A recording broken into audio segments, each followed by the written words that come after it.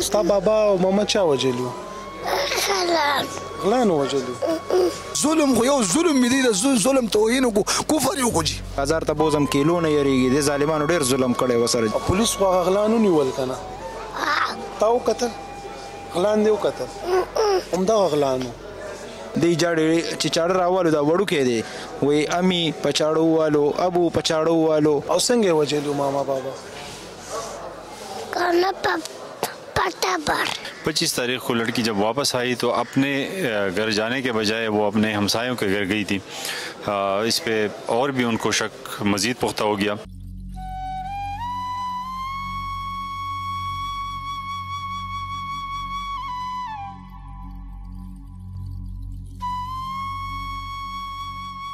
د کور نه لور لاړه، چې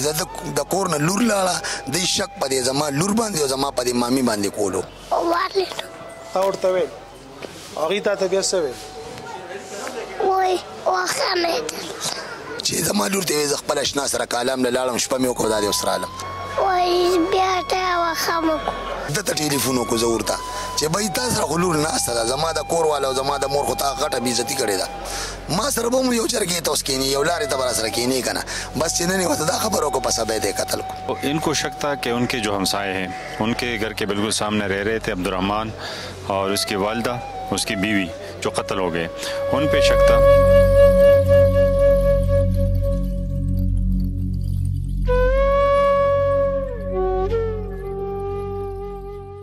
بسم اللہ الرحمن الرحیم. میں ہوں احسن عوان. ناظرین، اس بات میں کوئی شک نہیں کہ شک زہر ہے، اور یہ جب دل و دماغ پر چڑھ جائے تو وہ بربادی ہی بن جاتی ہے.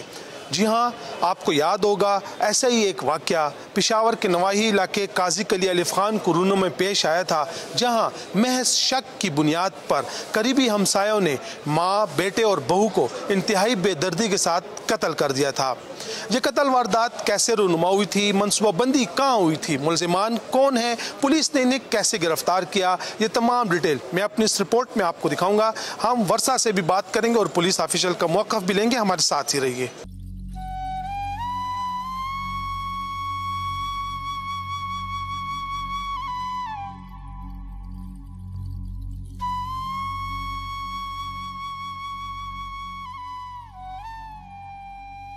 ستاسو نوم دی؟ محمد رمضان. محمد. او ستا بابا او ماما چا وجلو؟ غلانو وجلو. او پولیس خو هغه غلان ونیول که نه؟ تا وکتل؟ غلان دې وکتل؟ همدغه غلان و. او څنګه یې وجلو ماما بابا؟ په تبر. تا لیدل؟ تا هغه منې کول نه چې ماما بابا او ماما مې مه وهئ؟ تا ورته ویل؟ هغې تا ته بیا څه ویل؟ بیا؟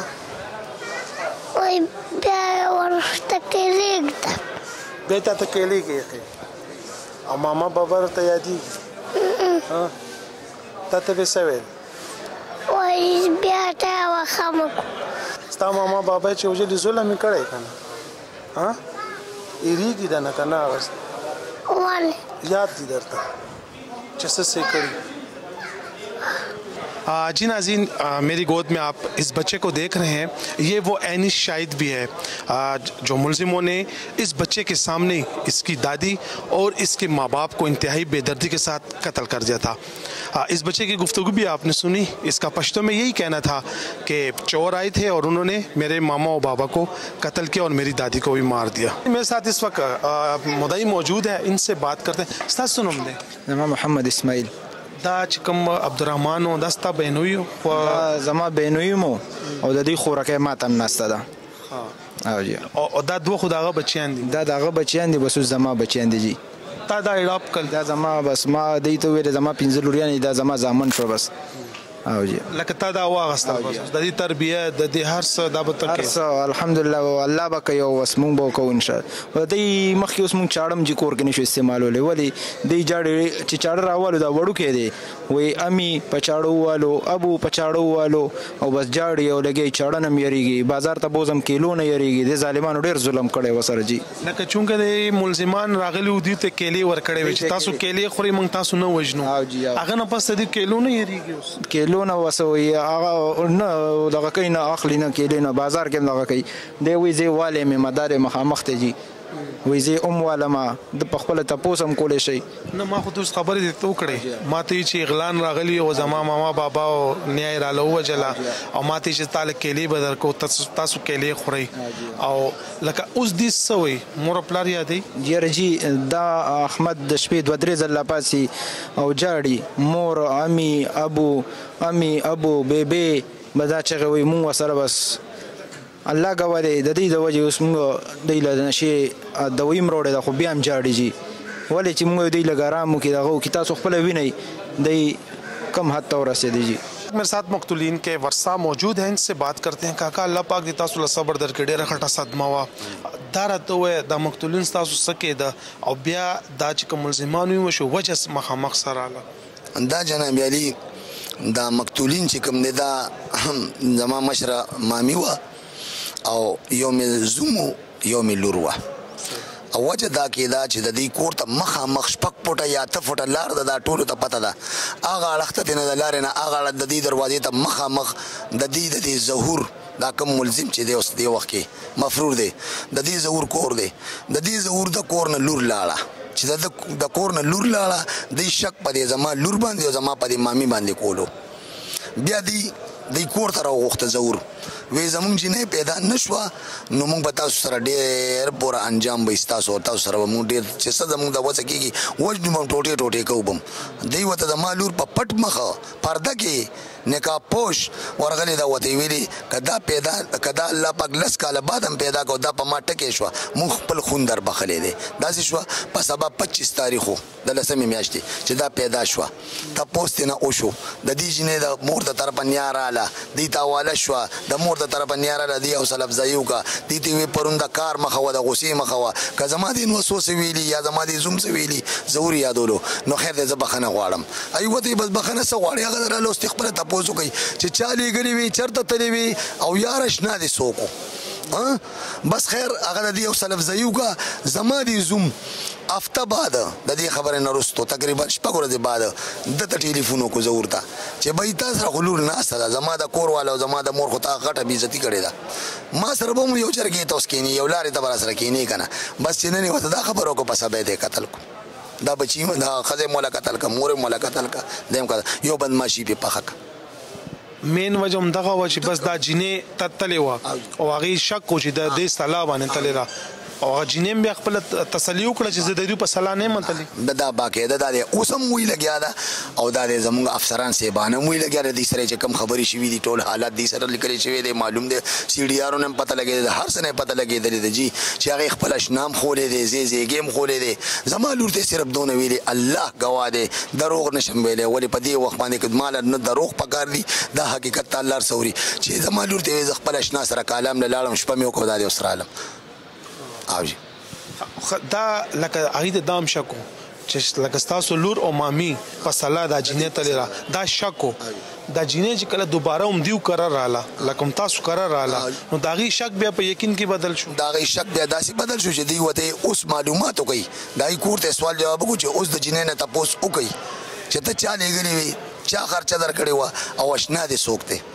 نو په دغه وجه د جینۍ د مور د طرفه نیا بیا راله د دې حوصله افزایي وکړه وایي بچې موږ معلومات وکړو زموږ خپله جینۍ کې غلطي وه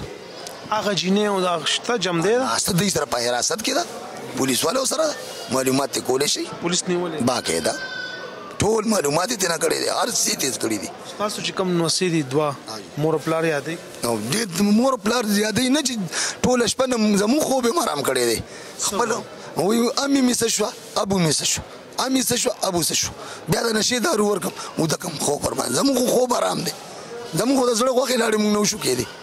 دا غي کور خوران چې په قصاب خانه بدل شو دا خپل کور لا آباد دی د ظهور خان کور خو آباد دی خو زمون کور نه قبرستان جوړ کوم تاسو په خپل ارسولي ده ټول شپه ماشومان چې زما دې په خدای قسمي چې چرته ماس خدای لږ زنګو مانګو کې واچو او چې دا نیمه شپه شي کنه او را پاسې نو بس ته مړه دا یخ شپې یخنی ده نو چې د دې دا کوم جړه نو د دې نصیحت مونږ جوړو چې وسو تاسو زوی سره ما خبرو کې هغه زما لونه وي دا دو زمان الله مال راکل دا وز سات نو د یو 15 لوريانی دی یو زوی می دبل زوی می سلور لوريانی دي نو ما دا متفقه فیصله وکړي چې بچي یو تاسو یو والی یو بل والی ما کرا داسې واړه ماشومان نشته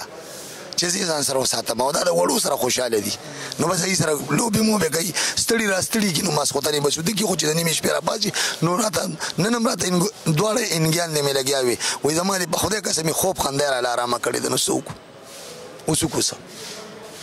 لکه شک په بنا باندې دی ډېر ظلمونه ظلم خو یو ظلم می دی د ظلم توهین کو کفر یو کو جی د کفر کو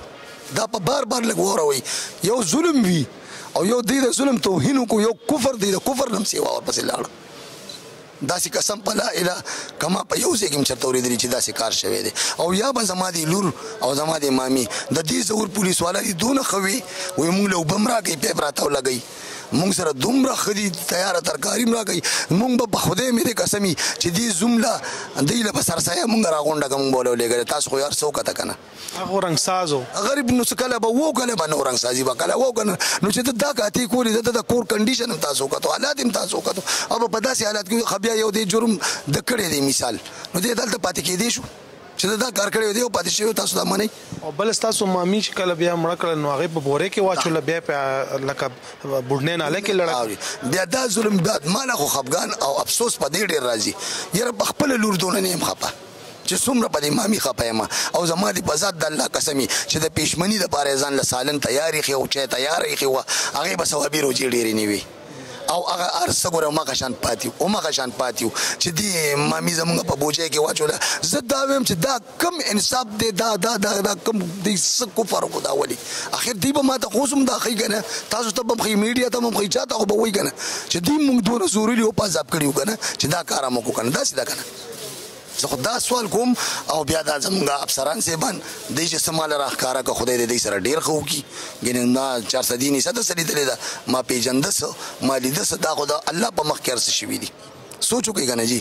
دا چې پولیس نه مطمئن ډیر مطمئن د پولیس د افسرانو نه د سپاینه والا تر بالا افسرانو پورې د پولیس نه مطمئن ان شاء الله چې مال به انصاف راکړي او دا انصاف دروازې به هر وخت کولوي او زه دا وکیل سپتم او جج سپتم ویما دا زه ریکوست کو اجازه درخواست کو چې د دې خلکو په حق کې بتاسو مطلب وکالت کوي نو پیسې بم تنالي نو د دې پیسې خورل اغشتل دا حرام دي او جج سپتم ویم چې د مظلوم د پاره نن زستا په کلم کې طاقت ګورم چې څومره دی د مظلوم د پاره جی ناظرین ہمارے ساتھ ایس پی فقیر آباد ڈویژن ارشد خان موجود ہیں ان سے بات کرتے ہیں ارشد بھائی بہت شکریہ 3 قتل ہوئے تھے ملزمان تو پکڑے گئے منصوبہ بندی کیسے ہوئی تھی یہ تھوڑا سا یہ 24 تاریخ کو ظہور کی بیٹی جب گھر سے نکلی تھی تو ان کو شک تھا کہ ان کے جو ہمسائے ہیں ان کے گھر کے بالکل سامنے رہ رہے تھے عبد الرحمن اور اس کی والدہ اس کی بیوی جو قتل ہو گئے ان پہ شک تھا 25 تاریخ کو لڑکی جب واپس آئی تو اپنے گھر جانے کے بجائے وہ اپنے ہمسایوں کے گھر گئی تھی اس پہ اور بھی ان کو شک مزید پختہ ہو گیا پھر اس کے بعد ان کے بیچ میں کچھ تلخیاں بن گئی تھی اور 1-2 دن بعد عبد الرحمن نے ان کو پیغام بھجوایا تھا کہ آپ لوگوں نے ہم پہ الزام لگایا تھا اور لڑکی اپنی مرضی سے گھر سے نکلی تھی ہمارا اس میں کوئی ہاتھ نہیں تھا تو آپ ہمیں صفائی دیں گے پھر اس طرح ہوا کہ 31 تاریخ سے 2-3-4 دن قبل ظہور توصیف جو مین ملزمان ہے اور ان کے باقی رشتہ دار انہوں نے یہاں سے گھر شفٹ کر لیا تھا اور انہوں نے پلاننگ کی تھی کہ جو 3 بندے جن پہ شک تھا ان کو کہ اس کو قتل کریں گے رات کو تقریباً 2-3 بجے کے ٹائم پہ یہ ان کے گھر آئے ان پہ کلہاڑی سے وار کیے اور جب وہ نہیں مرے تو ان کے گلے میں پندر ڈال کے پھر ان کو مار دیا تھا مارنے کے بعد عبد الرحمن کی جو والدہ 60 سالہ خاتون تھی وہ اس کو بوری میں بند کر کے گھر کے پاس ایک بدنائی نالا ہے وہاں پہ اس کو پھینک دیا تھا ये बताएं 3 कत्ल हुए हैं, शोर शराबा भी हुआ होगा, जो हमसाए हैं क्या उन्होंने आवाज़ वगैरह नहीं सुनी फिर? जब ये वक़ूए की इत्तला हमें मिली तो मैं DSP और इस शो हम सारे वहाँ पे पहुँचे, तो मैं आसपास जितने भी लोग रह रहे थे हमने उनसे पूछा था, वो कह रहे थे कि हमने ऐसी कोई आवाज़ नहीं सुनी, हमें कोई शोर शराबा पता ही नहीं चला, क्योंकि रात का टाइम था और लेट नाइट का टाइम था, यानी कि 2-3 बजे के बाद का वक़ूआ है, तो किसी को पता नहीं चला था। हमें सिर्फ अंदाज़ा इस बात से हुआ कि जो हमसाए जो मुल्ज़िमान हैं उन्होंने वहाँ से घर शिफ्ट कर लिया था, तो हमें इस बात पे शक हुआ और फिर आगे जब हमने इस पे काम किया, इन्वेस्टिगेट किया, तो पता चला कि वाकई वो मुल्ज़िमान है। यानी उनका इरादा था कि इनको कत्ल करेंगे, इसलिए उन्होंने सामान भी उठाया और घर को ताला लगा दिया? बिल्कुल, वो 3-4 दिन पहले यहाँ से शिफ्ट हो गए थे और फिर बाहर से आके उन्होंने इसको कत्ल किया था। अच्छा, अभी तफ्तीश भी हुई होगी, मुल्ज़िमान भी पकड़े गए हैं, ये शक था सिर्फ या नहीं जो मकतूलीन थी उनका कुछ हाथ था ये लड़की भागने में? अभी तक तो ऐसा कोई वो शवाहिद नहीं मिले हैं कि इनका कोई हाथ था, लेकिन चूँकि वो लड़की अभी तक हमें मिली नहीं है और जो मेन मुल्ज़िमान है ज़हूर वो भी हमें नहीं मिला, तो जब हम उसको गिरफ़्तार कर लेंगे तो क्लियर हो जाएगा कि उन्होंने क्यों इतना बड़ा कदम उठाया। अगर घर से वो लड़की किसी और के साथ भाग गई थी तो उन्होंने 3 बंदों को इतनी बेदर्दी के साथ क्यों कत्ल किया है। टोटल मुल्ज़िमान कितने हैं और पुलिस एहलकार इसमें कौन है? सर दस्त 5 बंदों पे दावेदारी है, जिनमें से हमने 2 बंदे गिरफ़्तार कर लिए हैं और पुलिस अभी वो पुलिस नहीं है, पुलिस एम्प्लॉइज़ नहीं है, वो पुलिस से एक बर्खास्त हुआ है और दूसरा जो था वो जब रिटायरमेंट के बाद चला गया। दोनों बाप बेटे हैं? दोनों भाई हैं, जो एक जबरी रिटायर था और दूसरा जो है वो दोनों भाई हैं? दोनों भाई हैं। शुक्रिया, थैंक यू। नाजरीन, शक एक वहम नहीं बल्कि एक कातिल है जिसने हंसता बसता घर उजाड़ दिया। अगले प्रोग्राम तक इजाज़त दे और देखते रहिए जुर्म दास्तान।